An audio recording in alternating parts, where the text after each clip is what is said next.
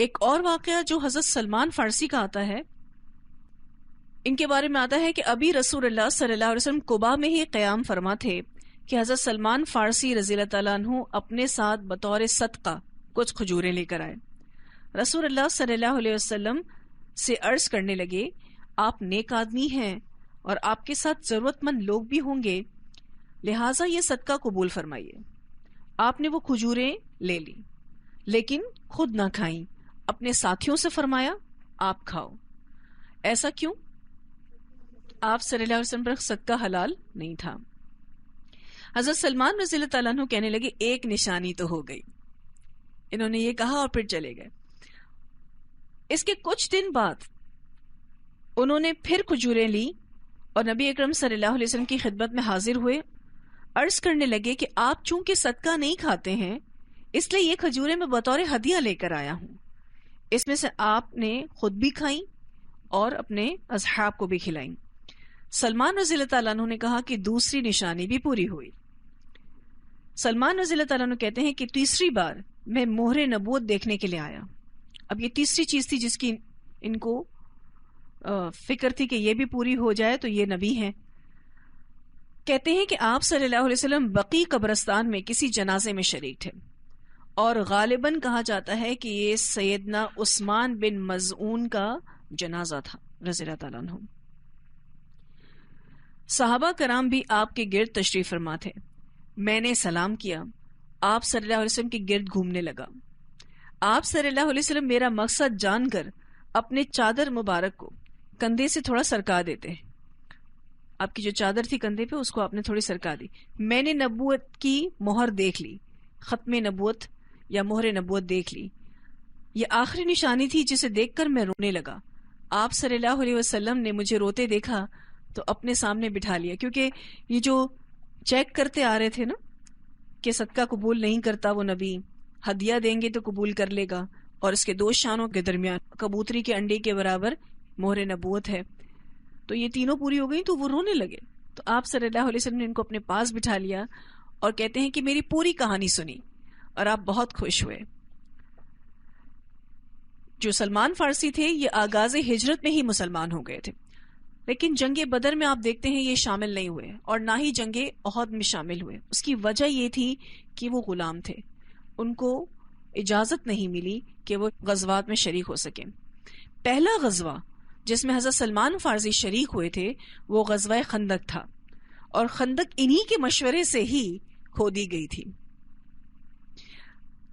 میرا بڑا دل چاہ رہا تھا کہ میں احادیث صحیحہ سے ان کی پوری جو لائف ہسٹری ہے، جن کو آپ صلی اللہ علیہ وسلم نے اپنے سامنے بٹھا کے سنا اور اس پر بہت خوش ہوئے تھے، میں چاہ رہی تھی کہ میں آپ کو سناؤں کہ حضرت سلمان فارسی کا یہ سفر کیسا تھا. لاسٹ ابھی جو الحمدللہ عمرہ پر میں گئی تھی تو وہاں پر میں نے احادیث صحیحہ کی کتاب کا مطالعہ کیا تھا، اور وہاں میں نے اس کتاب میں حضرت سلمان فارسی کا پورا واقعہ پڑھا تھا. یہ جلد نمبر 1 میں ہے اور اس کا صفحہ نمبر 167 ہے، 166. صحابہ کرام کے بارے میں جب ہم پڑھتے ہیں تو ہمیں ان سے ایک خاص محبت محسوس ہوتی ہے اور عمل کی ترغیب بھی محسوس ہوتی ہے کہ یہ کتنے مشقت سے اسلام کو حاصل کرتے ہیں اور کیا کیا ان کی زندگیاں تھیں اور ان کی زندگیوں میں کتنی مشکلات تھیں، اور ہماری زندگیوں میں ان کے مقابلے میں کتنی آسانیاں ہیں اور عمل کتنے فرق ہیں. وہ مشکلات کے باوجود بھی احسن عمل کرنے والے تھے اور ہم اتنی آسانیوں کے باوجود بھی عمل میں کتنے پیچھے ہیں. عبداللہ بن عباس رضی اللہ تعالیٰ عنہما نے فرمایا کہ سلمان فارسی نے مجھے اپنا واقعہ اپنی زبانی سنایا. انہوں نے فرمایا کہ میں اصبحان والوں سے ایک فارسی آدمی تھا، ایک بستی کے رہنے والوں سے تھا. کہتے ہیں کہ جس بستی کا نام جیون تھا، اور میرا باپ اپنی بستی کا بہت بڑا کسان تھا. میں اپنے باپ کے ہاں اللہ کی مخلوق سے سب سے زیادہ محبوب تھا، کیونکہ بیٹے تھے اس لیے بہت زیادہ پیارے تھے.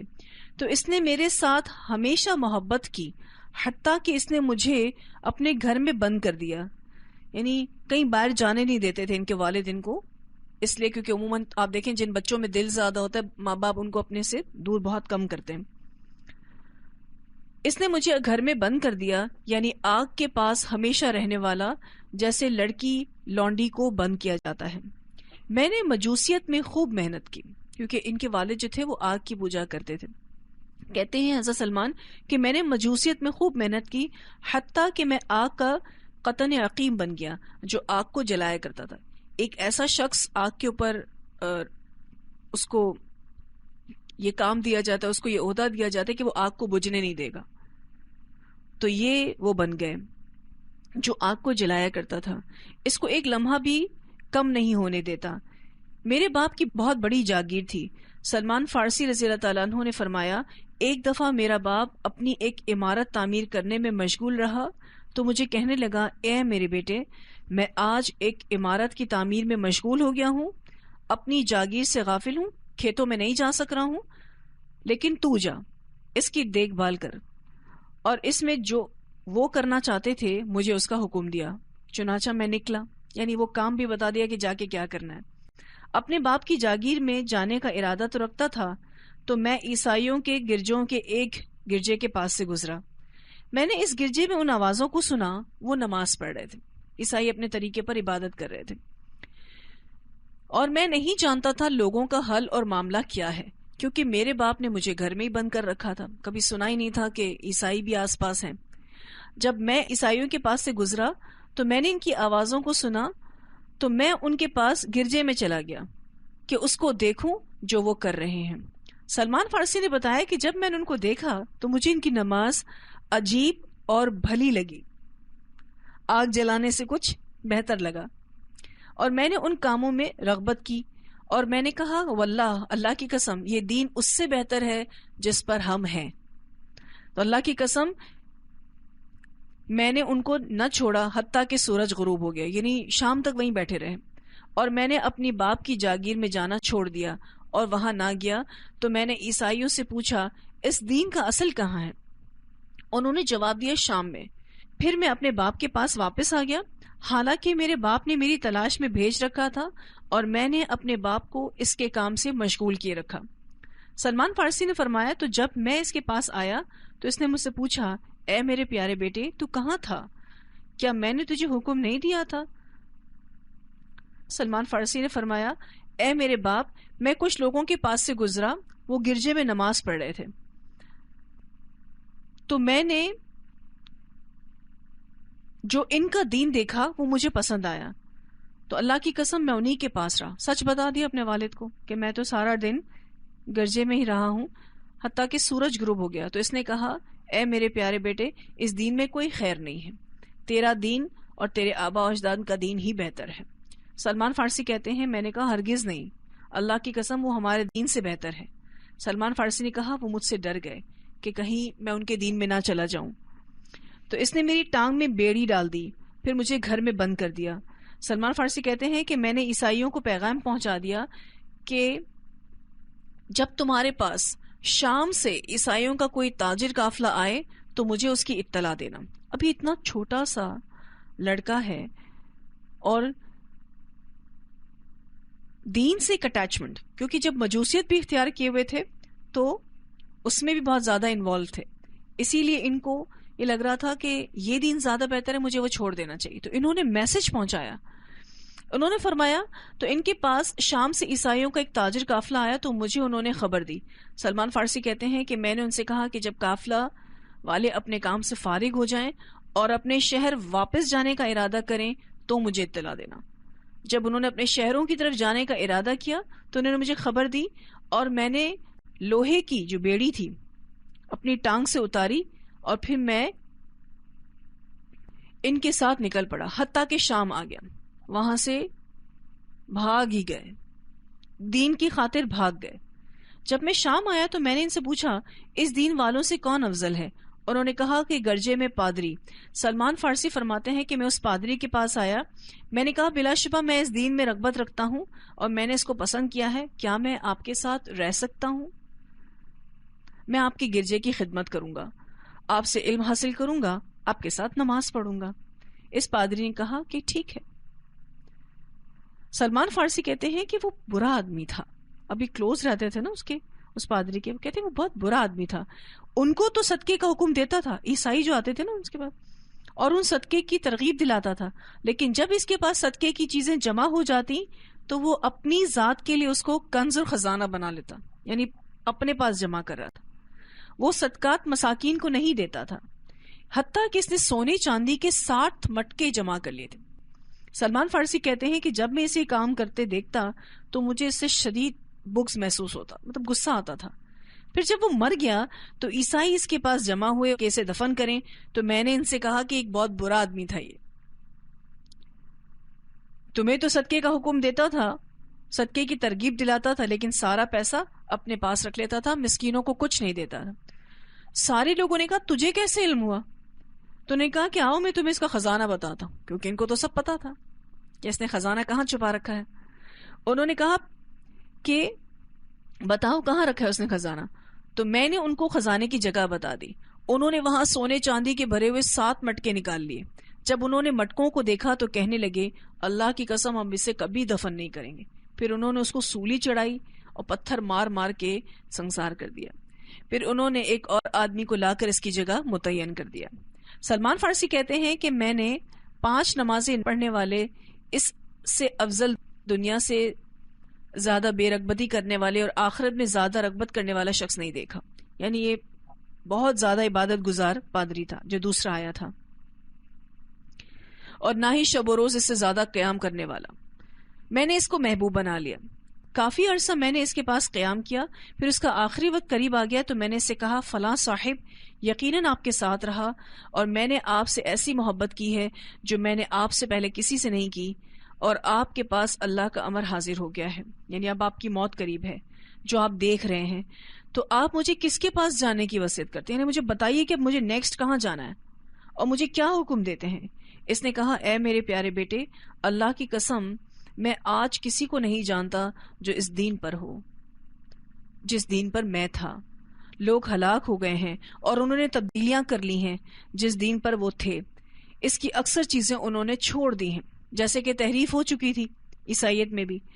ہاں ایک آدمی شہر موصل میں ہے, وہ فلاں ہے, یعنی اس کا نام بتایا, وہ اسی دین پر ہے جس دین پر میں تھا.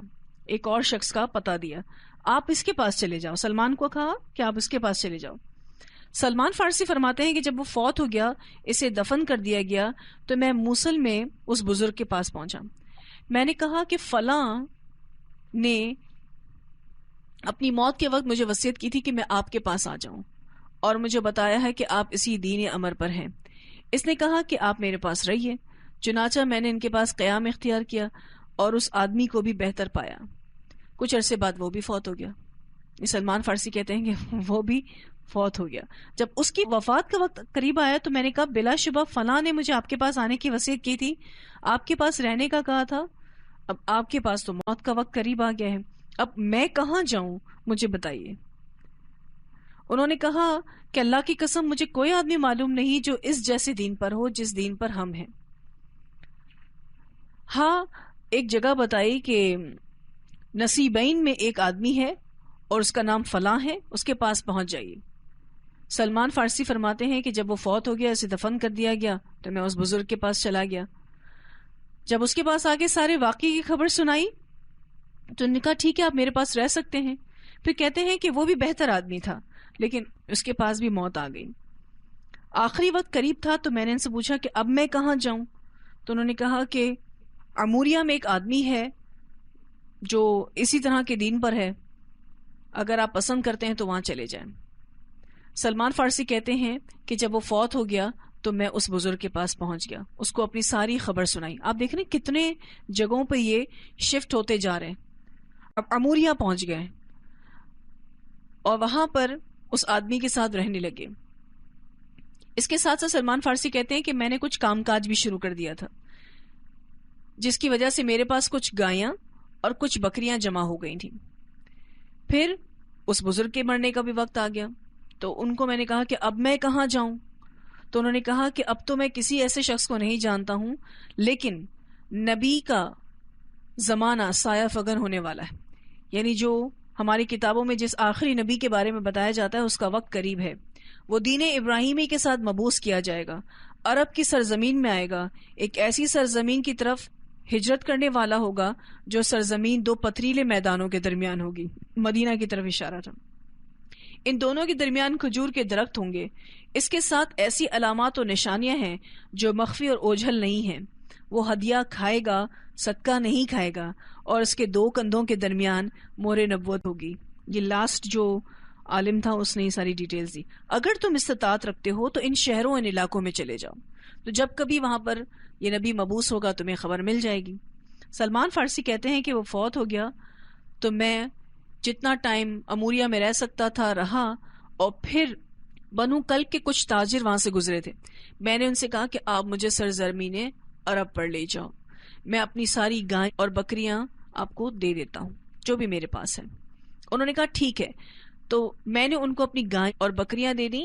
وہ مجھے اپنے ساتھ لے گئے، حتیٰ کہ جب وہ مجھے لے کر وادی قرا میں آئے تو انہوں نے مجھ پر ظلم کیا اور مجھے غلام بنا کر ایک یہودی کے ہاتھ فروخت کر دیا. یہ یہاں بک گئے. تو میں اس یہودی کے پاس تھا اور کھجور کے درخت بھی میں نے دیکھے، اور میں امید کرنے لگا کہ یہ علاقہ وہی ہے جو میرے ساتھی نے بیان کیا ہے.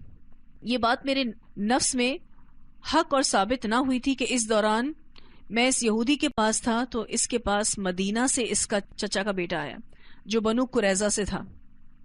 اب اس یہودی کا کزن اس سے ملنے آیا تھا، بنو قریظہ سے اس کا تعلق تھا، تو اس نے مجھے اس یہودی سے خرید لیا. اب سلمان فارسی مدینہ پہنچے. اللہ کی قسم جو ہی میں نے مدینہ کو دیکھا تو میں پہچان گیا کہ یہ تو میرے ساتھی کی بیان کردہ صفات والی جگہ ہے، دو پہاڑوں کے درمیان، آس پاس کھجور کے درخت. چنانچہ میں نے وہاں اقامت اختیار کر لی، اور اللہ تعالیٰ نے اپنے رسول اور پیغمبر کو مبعوث فرما دیا. آپ مکہ میں جتنا عرصہ رہنا تھا رہے، میں آپ کا ذکر تک نہیں سنتا تھا، ساتھ ہی غلامی میں مشغول بھی تھا. پھر رسول اللہ صلی اللہ علیہ وسلم نے جب ہجرت کی تو اللہ کی قسم میں اپنے مالک کی درخت کی چوٹی پر تھا. اوپر اتنا اونچا چڑھاتے تھے اپنے غلاموں کو پھل اتارنے کے لیے.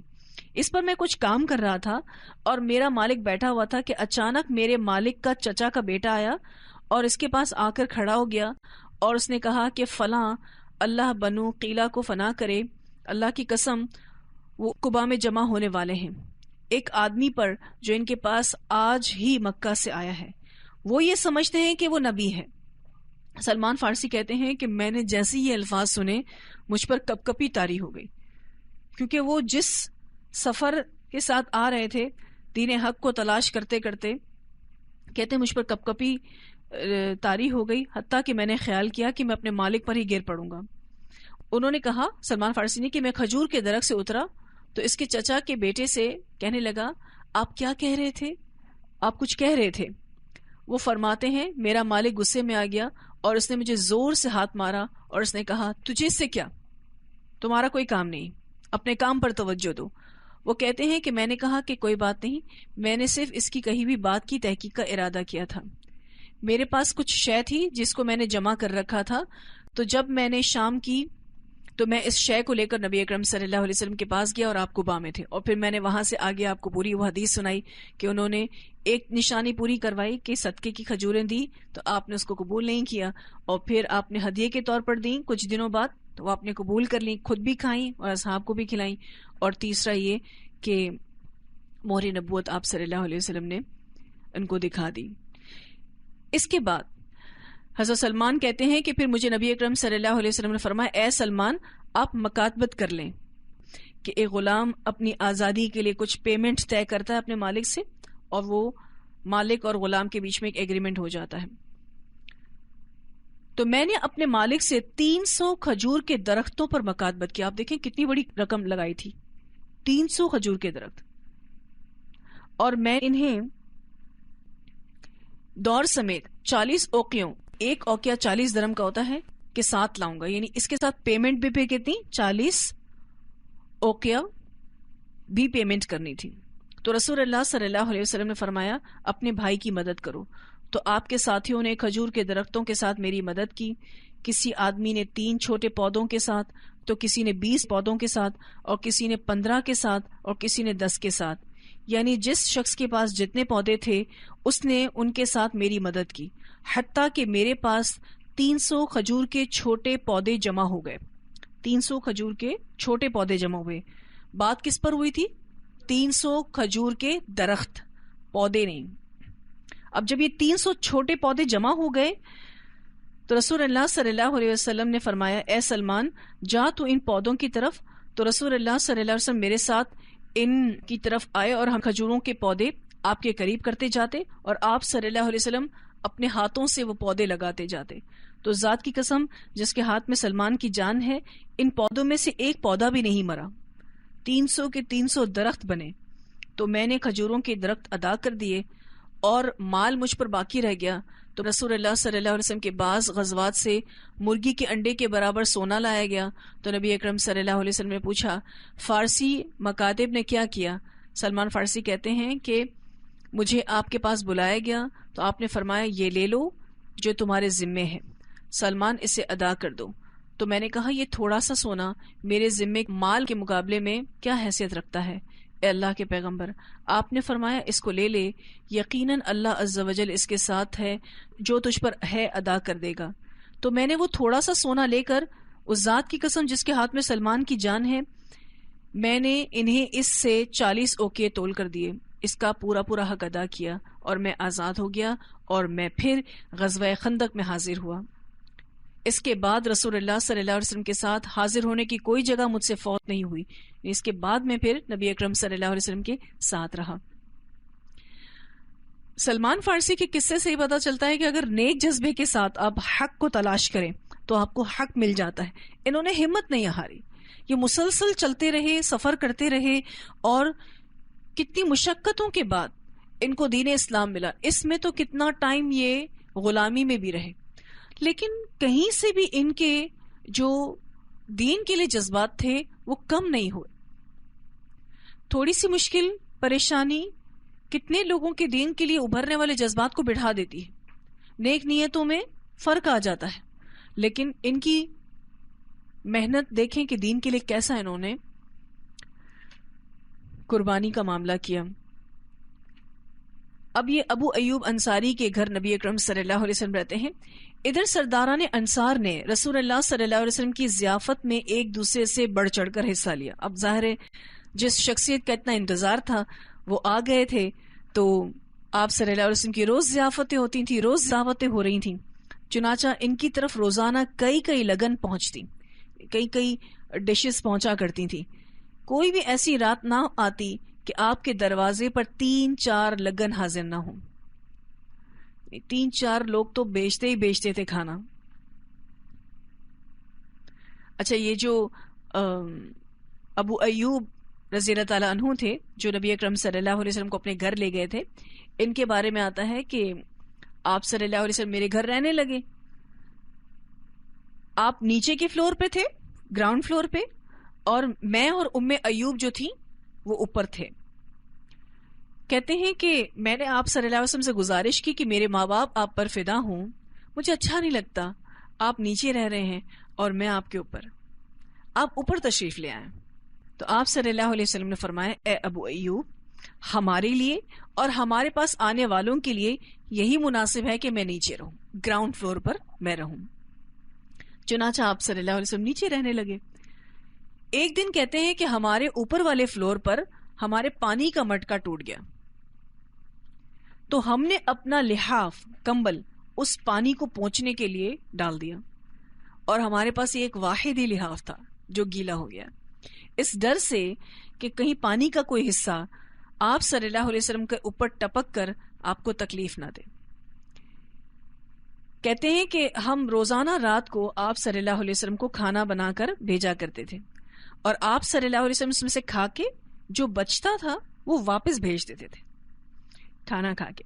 کہتے ہیں کہ میں اور ام ایوب جو تھیں آپ کے ہاتھوں کے نشان کی جگہ سے لے کر بطور تبرک اسی میں سے کھاتے تھے.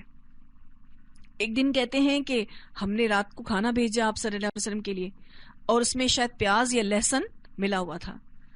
جب آپ صلی اللہ علیہ وسلم نے اسے واپس کیا تو ہم نے اس پلیٹ میں، اس پیالے میں نبی اکرم صلی اللہ علیہ وسلم کے ہاتھوں کے نشان نہیں پائے. میں یہ جب پڑھ رہی تھی تو میں سوچ رہی تھی کہ وہ آپ صلی اللہ علیہ وسلم کے نشانوں کو پہچان گئے تھے کہ کہاں سے نبی اکرم صلی اللہ علیہ وسلم نے کھایا. حالانکہ جب آپ کھانا کھایا کرتے تھے تو وہ آپ کے سامنے نہیں ہوتے تھے. تو وہ کہتے ہیں کہ اس دن نبی اکرم صلی اللہ علیہ وسلم کے ہاتھوں کے نشان اس پلیٹ میں نہیں تھے. میں گھبرایا ہوا آپ صلی اللہ علیہ وسلم کے پاس آیا اور پوچھا اے اللہ کے رسول صلی اللہ علیہ وسلم میرے ماں باپ آپ پر فدا ہوں, آپ نے کھانا واپس کر دیا ہے لیکن اس میں آپ کے ہاتھوں کے نشان نہیں ہیں, آپ نے کھانا نہیں کھایا؟ آپ صلی اللہ علیہ وسلم نے فرمایا مجھے اس کھانے میں اس درخت کی بو آئی ہے, یعنی پیاز یا لہسن شاید آپ نے اس میں ملایا ہے, اور میں سرگوشی کرتا ہوں یعنی جبرائیل سے بات کرتا ہوں, اس لیے آپ لوگ یہ کھانا کھا لو, میں اسے نہیں کھا سکتا. چنانچہ پھر ہم نے وہ کھانا کھا لیا, اور کہتے ہیں اس کے بعد میں نے آپ صلی اللہ علیہ وسلم کے کھانے میں کبھی نہ پیاز ڈالا اور نہ کبھی لہسن ڈالا. اسے مسلم نے روایت کیا ہے. اسی طرح جو دعوتیں ہو رہی تھیں روز نبی اکرم صلی اللہ علیہ وسلم کی, اس بارے میں سیرت میں آتا ہے کہ سیدنا زید بن ثابت رضی اللہ تعالیٰ عنہ سے مروی ہے کہ انہوں نے کہا کہ جب رسول اللہ صلی اللہ علیہ وسلم ابو ایوب رضی اللہ تعالیٰ عنہ کے گھر مہمان تھے, اب کسی اور کے گھر تو آپ صلی اللہ علیہ وسلم جاتے نہیں تھے, سٹے کا ارادہ تو ابو ایوب کے گھر تھا. اب خدمت کس طرح ہو سکتی تھی؟ کھانا وغیرہ بھیج کر, کوئی خدمت کر کے, کوئی جس طرح سے ہی کام ہو سکتا تھا. کہتے ہیں کہ سیدنا زید بن ثابت کہتے ہیں کہ ابو ایوب کے گھر جب نبی اکرم صلی اللہ علیہ وسلم مہمان بنے تو پہلا ہدیہ آپ صلی اللہ علیہ وسلم کے لیے جو آیا وہ دودھ, گھی اور روٹی سے تیار کردہ سرید تھا. یہ باقاعدہ ایک ڈش بنایا کرتے تھے. میں نے کہا کہ یہ میری ماں نے بھیجا ہے, میری امی نے آپ کے لیے بھیجا ہے. تو آپ صلی اللہ علیہ وسلم نے برکت کی دعا کی اور اپنے اصحاب کو بلا کر سب کے ساتھ اسے کھایا, اکیلے نہیں کھایا. جتنے بھی آئے تھے صحابہ کرام وہاں موجود تھے, ان سب کو بلایا اور سب کے ساتھ مل کے کھایا. پھر دوسرا پیالہ آیا, اور یہ آیا تھا سعد بن عبادہ رضی اللہ تعالیٰ عنہ کے گھر سے, جس میں سرید بھی تھا اور گوشت تھا, الگ سے گوشت بھی تھا. اس طرح ہر رات آپ صلی اللہ علیہ وسلم کے دروازے پر 3-4 آدمی باری باری کھانا لے کر آتے, اور قیام آپ صلی اللہ علیہ وسلم نے ابو ایوب انصاری کے گھر کیا, اور وہ تقریباً 7 مہینے آپ صلی اللہ علیہ وسلم کے گھر پر رہے تھے. پھر حضرت علی کی ہجرت, نبی اکرم صلی اللہ علیہ وسلم کے بعد حضرت علی رضی اللہ تعالیٰ عنہ مکہ میں 3 روز ٹھہرے تھے. اس دوران اہل مکہ کی جو امانتیں رسول اللہ صلی اللہ علیہ وسلم کے پاس تھیں انہیں ادا کیا. پھر پیدل چل پڑے اور قباء میں رسول اللہ صلی اللہ علیہ وسلم سے آ ملے, اور ان کا قیام کلثوم بن ہدم کے مقام پر تھا. کلثوم بن ہدم رضی اللہ تعالیٰ عنہ جو تھے ان کے گھر پر ان کا قیام تھا. مکہ میں آپ صلی اللہ علیہ وسلم اور حضرت علی ساتھ رہتے تھے ایک ہی گھر میں, لیکن مدینہ آ کے آپ صلی اللہ علیہ وسلم ابو ایوب رضی اللہ تعالیٰ عنہ کے گھر رہے, اور یہ کلثوم بن ہدم رضی اللہ تعالیٰ عنہ کے گھر پہ رہے تھے. جب رسول اللہ صلی اللہ علیہ وسلم مدینہ میں قیام پذیر ہو چکے, سیٹل ہو گئے, تو زید بن حارثہ اور ابو رافع کو مکہ بھیجا. وہ نبی اکرم صلی اللہ علیہ وسلم کی دونوں صاحبزادیوں حضرت فاطمہ اور ام کلثوم رضی اللہ تعالیٰ عنہن, ام المومنین حضرت سودا اور ام ایمن رضی اللہ عنہن, اور اسامہ بن زید رضی اللہ تعالیٰ عنہما کو ساتھ لیا ہے. اب آپ دیکھیں تو آپ کی ایک اور بیٹی رقیہ رضی اللہ تعالیٰ عنہا, وہ اپنے شوہر کے ساتھ یعنی حضرت عثمان کے ساتھ ہجرت پہلے کر چکی تھی, وہ پہنچ چکی تھی مدینہ حضرت عثمان رضی اللہ تعالیٰ عنہ کے ساتھ. لیکن آپ کی ایک اور بیٹی تھی حضرت زینب, ان کو ان کے ہسبینڈ ابو العاص نے آنے نہیں دیا, ہجرت نہیں کرنے دی, اور وہ اس وقت مشرکین میں سے تھے. ابو العاص آپ صلی اللہ علیہ وسلم کے جو داماد تھے. پھر جنگ بدر ہوگی, آپ انشاءاللہ جنگ بدر میں پڑھیں گے.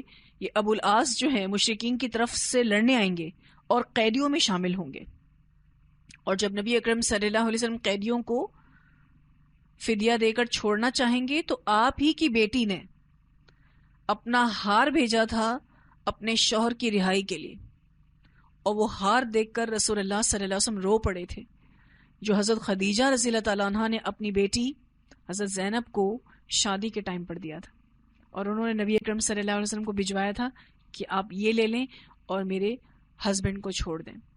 پھر یہ ہے کہ اللہ تعالیٰ نے ان کو اسلام کی دولت سے بھی نوازا. آپ صلی اللہ علیہ وسلم کے یہ داماد بھی مسلمان ہو گئے تھے.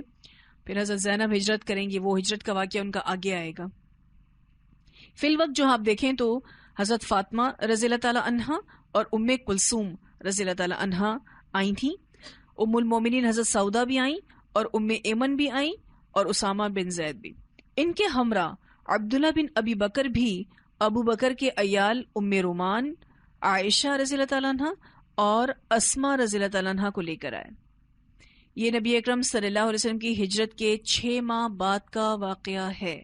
یعنی آپ صلی اللہ علیہ وسلم کی اور آپ رضی اللہ تعالیٰ عنہ کی یعنی ابو بکر کی فیملی 6 مہینے تک مکہ میں ہی تھی اور آپ مدینہ شفٹ ہو گئے تھے.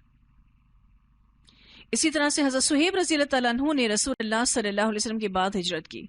انہوں نے جب ہجرت کا ارادہ کیا تو مشرکین نے انہیں روک لیا.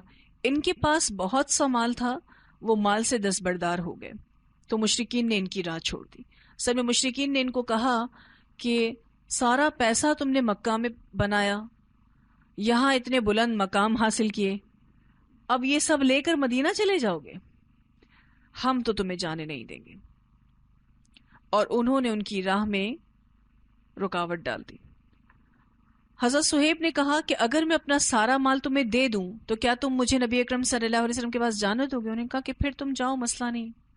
تو انہوں نے وہ جگہ بتا دی جہاں انہوں نے اپنا سارا یہ مال دفن کیا تھا، کہا وہاں سے جا کے نکال لو اور مجھے جانے دو. جب رسول اللہ صلی اللہ علیہ وسلم کو اس کی خبر ہوئی تو آپ صلی اللہ علیہ وسلم نے فرمایا ربیحہ صہیبن، ربیحہ صہیبن، صہیب نے نفع کا سودا کیا، صہیب نے نفع کا سودا کیا. ان کے بارے میں قرآن میں ایک آیت میں نازل ہوئی ہے سورۃ البقرہ میں، حضرت صہیب کے بارے میں. سورۃ البقرہ آیت نمبر 207 وَمِنَ النَّاسِ مَن يَشْرِي نَفْسَهُ ابْتِغَاءَ مَرْضَاتِ اللَّهِ وَاللَّهُ رَءُوفٌ بِالْعِبَادِ. آیت نمبر 207 سورۃ البقرہ. اور لوگوں میں سے کوئی ایسا ہے جو اللہ کی رضامندی حاصل کرنے کے لیے اپنے آپ کو بھی بیچ دیتا ہے. نبی اکرم صلی اللہ علیہ وسلم نے ان کا واقعہ سنا تو 3 مرتبہ یہ فرمایا تھا یا ابا یحییٰ ربیح البیع، یا ابا یحییٰ ربیح البیع، یا ابا یحییٰ ربیح البیع. اے ابو یحییٰ، یہ ان کی ایکچولی کنیت تھی، حضرت صہیب کی کنیت تھی ابو یحییٰ. اس سے آپ صلی اللہ علیہ وسلم نے فرمایا کہ ابو یحییٰ یہ بیع یعنی تجارت کامیاب رہی. پھر کمزور مسلمان جو تھے، مشرکین نے بعض مسلمانوں کو ہجرت سے روک رکھا تھا اور وہ انہیں ستاتے اور دین سے پھیرنے کی کوشش کرتے. انہی میں ولید بن ولید، عیاش بن ابی ربیعہ اور ہشام بن عاص رضی اللہ عنہم تھے. رسول اللہ صلی اللہ علیہ وسلم کچھ عرصے ان کے لیے نماز میں دعا یعنی قنوت نازلہ فرماتے رہے، اور جن کفار قریش نے انہیں روکا تھا ان پر بد دعا کرتے رہے. اور یہی قنوت کی اصل ہے کہ کفار پر بد دعا کی جائے. پھر بعض مسلمانوں نے جرأت مندانہ قدم اٹھا کر انہیں کفار کی قید سے چھڑایا اور یہ بھی مدینہ آ گئے. تو یوں کمزور مسلمان بھی پھر مدینہ پہنچ گئے تھے. اب جب مدینہ میں آئے تو وہاں کی آب و ہوا ان مکہ والوں کو راس نہیں آ رہی تھی. مہاجرین مدینہ اترے تو جس زمین میں وہ پلے بڑے تھے اس کی یاد ستانے لگی. اور یہ ایک بہت نیچرل چیز ہے کہ جہاں انسان پلتا بڑھتا ہے، جہاں رہتا ہے، وہ جگہ اس کو یاد آتی ہے. اس پر مستضاد کا مطلب ہوتا ہے ایکسٹرا بات یہ ہے، اس سے زیادہ یہ کہ مدینہ اللہ تعالیٰ کی سب سے زیادہ وبا خیز سرزمین تھی. چنانچہ یہاں آنے کے بعد انہیں بخار اور مختلف امراض نے پکڑ لیا. آخر نبی اکرم صلی اللہ علیہ وسلم نے اپنے پروردگار سے دعا کی اللہم حبب الینا المدینۃ کحبنا مکۃ او اشد وصاححها وبارک فی سعیها ومدها وانقل حماها فاجعلها بالجحفہ. اے اللہ ہمارے نزدیک مدینہ کو اس طرح محبوب کر دے جیسے مکہ محبوب تھا یا اس سے بھی زیادہ، اور مدینے کی فضا صحت بخش کر دے، اس کے ساع اور مد یعنی گلے کے پیمانوں میں برکت دے، اور اس کا بخار منتقل کر کے جحفہ پہنچا دے. اللہ تعالیٰ نے آپ کی یہ دعا سن لی اور مسلمان امراض سے راحت پا گئے اور انہیں مدینہ محبوب ہو گیا. مدینہ میں سب سے پہلے جو مہاجر فوت ہوئے وہ سیدنا عثمان بن مظعون تھے. ان کے بارے میں آتا ہے کہ یہ غزوہ بدر میں شرکت کے بعد فوت ہو گئے تھے اور یہ بقیع میں دفن کیے گئے تھے. مہاجرین میں سب سے پہلے جو فوت ہوئے وہ عثمان بن مظعون تھے. اور اسی طرح سے انصار میں سب سے پہلے فوت ہونے والے اسد بن زرارہ رضی اللہ تعالیٰ عنہ تھے. اسد بن زرارہ کا نام کچھ یاد پڑتا ہے آپ کو؟ اسد بن زرارہ رضی اللہ تعالیٰ عنہ جو تھے ہجرت کے تقریباً 6 ماہ بعد ہی شوال کے مہینے میں فوت ہو گئے تھے جب مسجد نبوی کی تعمیر جاری تھی. اور یہ پہلے شخص تھے جن کا جنازہ نبی اکرم صلی اللہ علیہ وسلم نے پڑھایا. ہجرت سے پہلے ایک صحابی فوت ہوئے تھے سیدنا برا بن معرور رضی اللہ تعالیٰ عنہ. سیدنا برا بن معرور رضی اللہ تعالیٰ عنہ یہ بنو سلمہ کے نقیب تھے. اور میں نے جب آپ کو بیعت عقبہ پڑھائی تھی، پہلی بیعت عقبہ، اس میں یہ شامل تھے. اور نقیبوں میں سب سے پہلے بات بھی انہوں نے ہی شروع کی تھی، لیکن ہجرت سے پہلے ہی فوت ہو گئے تھے. آپ صلی اللہ علیہ وسلم پہنچے ہی نہیں تھے اور یہ فوت ہو گئے تھے. ان کا ایک بڑا خاص واقعہ آتا ہے، بڑا طویل واقعہ ہے. اس میں خلاصہ یہ ہے کہ قبلے کی طرف سب سے پہلے نماز انہوں نے پڑھی تھی. خانہ کعبہ کی طرف منہ کر کے نماز سب سے پہلے انہوں نے پڑھی تھی. اور یہ سیدنا برا بن معرور وہی صحابی ہیں کہ جب بیعت عقبہ ہو رہی تھی تو سب سے پہلا ہاتھ جو نبی اکرم صلی اللہ علیہ وسلم کے ہاتھ پہ رکھا تھا نا، وہ انہوں نے رکھا تھا. تو 70 انصاریوں کے ساتھ جب آپ صلی اللہ علیہ وسلم بیعت لے رہے تھے تو سب سے پہلا ہاتھ انہوں نے رکھا تھا. اچھا، انہوں نے وصیت بھی کی تھی کہ جب میں مروں تو میرا چہرہ خانہ کعبہ کی طرف کر دینا میری قبر میں. پھر جب رسول اللہ صلی اللہ علیہ وسلم ہجرت کر آئے تھے مدینہ میں تو آپ نے ان کی قبر پر جا کے نماز جنازہ دوبارہ پڑھائی تھی. اچھا، آپ صلی اللہ علیہ وسلم اگر کسی کا جنازہ پڑھاتے ہیں تو اس کے لیے کیا خوشخبری ہے؟ اس کو بخش دیا جاتا ہے. اگر وہ واقعی اہل ایمان میں سے ہو تو اس کو بخش دیا جاتا ہے. اچھا، سب سے پہلا بچہ جو پیدا ہوا تھا مسلمانوں کا عبداللہ بن زبیر بن عوام تھے. زبیر بن عوام کے بیٹے عبداللہ، یہ حضرت اسما رضی اللہ تعالیٰ عنہ کے بیٹے تھے. ہجرت کے بعد سب سے پہلے یہ پیدا ہوئے تھے. اچھا، یہ اس لیے سب کو یاد رہ گیا تھا کہ جب مدینہ آئے تھے مسلمان تو یہودیوں نے اور مشرکوں نے ایک بات مشہور کر دی تھی کہ جی ہم نے جادو کر دیا ہے اور مسلمانوں کی نسل اب منقطع ہو گئی، اب ان کے ہاں کوئی بچہ پیدا نہیں ہوگا. حضرت اسما کہتی ہیں کہ میں مکہ میں ہی تھی کہ میرے پیٹ میں عبداللہ کا حمل تھا. پھر میں ہجرت کر کے مدینہ آ گئی اور ابھی میں قبا میں ہی تھی، یعنی لاسٹ ڈیز آف پریگننسیز میں انہوں نے ہجرت کی. اور کہتی ہیں کہ جیسے ہی ہم قبا پہنچے میرا بچہ وہیں پیدا ہو گیا. کہتی ہیں کہ میں اس کو اپنی گود میں لے کے آپ صلی اللہ علیہ وسلم کے پاس گئی تو آپ صلی اللہ علیہ وسلم نے ایک کھجور منگوائی، اسے چبایا، اس کو نرم کیا اور عبداللہ کے منہ میں ڈالا. تو بڑا اس پہ خوش ہوتی تھی کہ جو چیز میرے بچے کے پیٹ میں سب سے پہلے گئی وہ رسول اللہ صلی اللہ علیہ وسلم کا لعاب مبارک تھا. پھر آپ صلی اللہ علیہ وسلم نے دعا بھی کی اور ان کو مبارکباد بھی دی. اب یہ سیدہ اسما رضی اللہ تعالی عنہا جو تھیں یہ آخری ایام میں اپنی حمل کے ہجرت جیسا مشکل سفر کرتی. ہمارے یہاں تو اب یہ پریگننسی کو خوشگوار حمل تو کہنا دور کی بات ہو گیا ہے، یہ ایک بیماری بن چکا ہے کہ جو عورت پریگننٹ ہوتی ہے اس کو ضرورت ہو یا نہ ہو بیڈ ریسٹ پر بٹھا دیا جاتا ہے، سارے کاموں سے اس کو فارغ کر دیا جاتا ہے.